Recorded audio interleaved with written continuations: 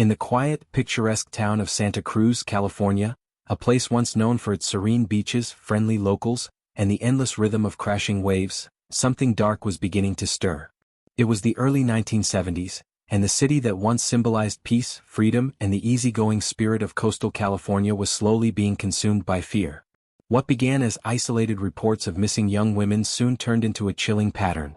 Every few days the ocean would return what it had taken: a severed arm, a decaying torso, a skull half buried in the sand. The tide carried not seashells, but evidence of something monstrous lurking nearby. Innocent young women were being raped, murdered, and dismembered.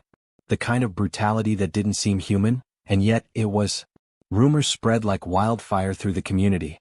People whispered about a shadow in the hills, an unseen predator who stalked the highways that led to the university. The once busy roads grew empty. Hitchhikers disappeared. Fear replaced the carefree laughter that once echoed across the campus. Police searched frantically, combing the forests and beaches for clues, but the killer left little behind, only horror and confusion. They had no suspect, no motive, no trace. And all the while he was right there among them. The murderer wasn't some phantom hiding in the woods, he was a familiar face. He sat in the same bars detectives visited after long days of investigation. He listened to their theories, nodded sympathetically, even offered his own opinions on the killings. He was calm, charming, polite. To everyone around him he was just Big Ed, the friendly local guy who bought the cops a drink and asked about their families.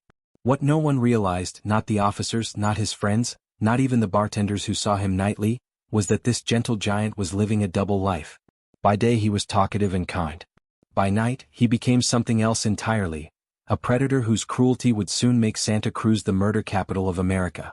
Santa Cruz had once been the very picture of paradise. Tucked along California's central coast, it was a haven for free spirits and dreamers, a sunlit escape where the waves rolled endlessly onto golden sand and life moved at the pace of the tide. Through the 1960s, the little seaside town became a magnet for everyone seeking peace, beauty, and meaning. Surfers carved through glassy blue waters at dawn, retirees sipped coffee on porches overlooking the cliffs, and then came the students, thousands of young men and women drawn to the newly opened University of California, Santa Cruz. They were the children of the age of Aquarius, bright, hopeful, and restless. They believed the world could change through love, art, and freedom. Hitchhiking was common, a symbol of trust and openness. Strangers shared rides, stories, and songs beneath the warm California sun. For a while, it seemed nothing could touch the tranquility of this coastal utopia. But in 1972, everything changed. The calm that had defined Santa Cruz for a generation began to unravel. It started with whispers, stories of young women who never made it home, students who vanished on their way to class, and parents who waited by the phone for a call that never came. Then came the discoveries: bodies washed ashore, skulls buried in shallow graves, the ocean delivering back fragments of a nightmare the town couldn't comprehend. Fear crept into every corner of daily life. The same roads that once carried hitchhikers and dreamers now felt cursed. The laughter that used to fill the cafes and beachside bars was replaced with nervous silence. Doors were locked, curfews imposed, and for the first time in decades Santa Cruz, the city of light and freedom, was drowning in shadows. The disappearances began quietly, just names on missing posters, a few worried parents, and police reports that seemed at first unrelated. The first to vanish were 18-year-olds Mary Ann Pesci and Anita Luchesa, two bright college students hitchhiking their way home after visiting a friend in Berkeley. They were full of life, smiling, curious, and trusting, the kind of young women who believed the world was still safe. But they never made it home. No one knew where they had gone, and no one could imagine what had become of them. Weeks later, another name was added to the list: Aiko Koo, just 15 years old, a talented ballet dancer, soft-spoken, graceful, and full of promise. She too disappeared without a trace. At first, authorities treated the cases separately.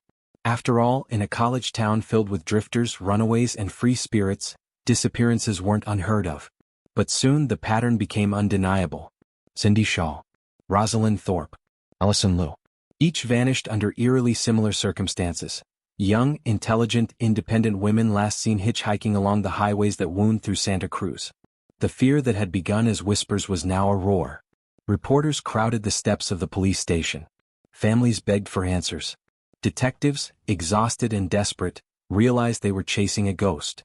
The press gave the killer a name: the Co-Ed Butcher. It was a title that sent shivers through every dormitory and every classroom in the city. Hitchhiking, once a carefree symbol of the 1960s, had turned into a death sentence. Young women stopped trusting strangers. Parents stopped letting their daughters leave home alone. Santa Cruz was no longer a college town.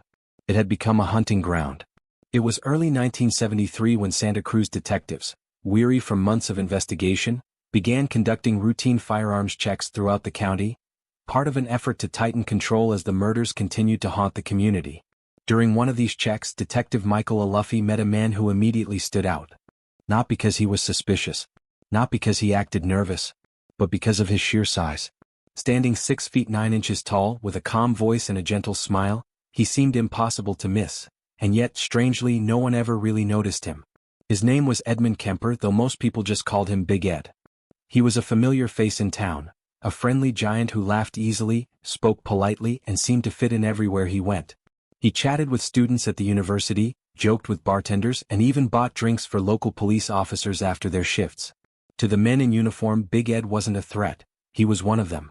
At night, he could be found at the jury room, a small, dimly lit bar popular with off-duty cops. He'd sit quietly at the counter, sipping beer and listening to their stories about the gruesome murders, the investigation, the theories. He nodded in sympathy, occasionally offered a thought or two, and earned the officer's trust without ever raising suspicion. But what no one realized, not the detective sitting beside him, not the bartender pouring his drinks, not even his closest acquaintances, was that this mild-mannered, soft-spoken man was hiding a darkness beyond comprehension. Edmund Emil Kemper, the man everyone thought they knew, was living a double life. The friendly regular at the bar was the same faceless monster the entire county was searching for, the serial killer who had turned Santa Cruz from a coastal paradise into a graveyard of fear. While others hunted the killer, he sat quietly among them, listening, smiling, and savoring the cruel irony that the police's prime suspect was already their drinking buddy. Weeks later, in April 1973, a phone rang in the middle of the night. It was Big Ed calling from a payphone in Pueblo, Colorado. His voice was calm. "I've done something terrible," he said quietly. "I killed my mother, and her friend." Detectives raced to his home. Inside they found the bodies, and a note signed simply, "Sorry for the mess, gents." Kemper had not only killed his mother, he had slaughtered 8 young women before her. Born in 1948, Edmund Kemper grew up in a broken home. His father left early and his mother, Clarnell, was controlling, cruel, and often drunk. She locked him in the basement, afraid he might hurt his sisters. Kemper grew up surrounded by rejection, ridicule, and rage, the perfect storm for something dark to fester. As a boy, he tortured dolls, decapitating them, cutting them apart.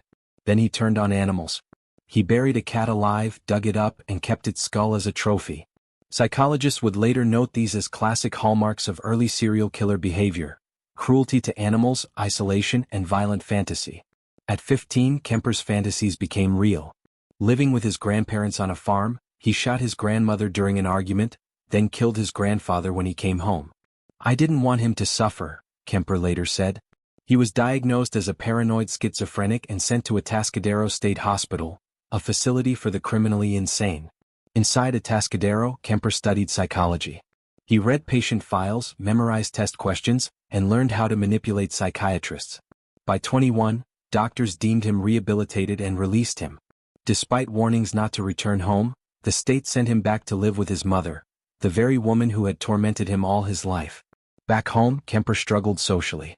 He was intelligent but painfully shy, especially around women. He began picking up hitchhikers, first as practice runs, then with murderous intent. He knew how to make them feel safe.